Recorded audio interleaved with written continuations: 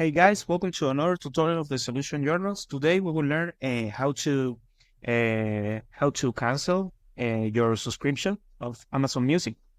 And the first step you need to do is go to the principal page of Amazon Music. You log in your account, and after that you need to go to the superior right corner in this option, in this button. In a site of upgrade, you pick here and you need to put in the option of your Amazon Music settings. So I don't have a subscription, but in this part, if you got a subscription of Amazon Music, you got here the option of the information of your method of pay, like a card.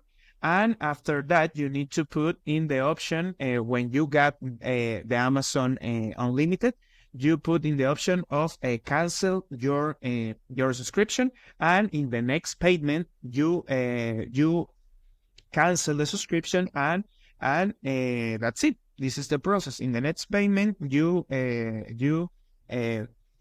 don't have, and you will don't have your Amazon Music account, so unlimited. So that's it. This is the process. I hope this tutorial was helpful for you. Follow us for more content like this.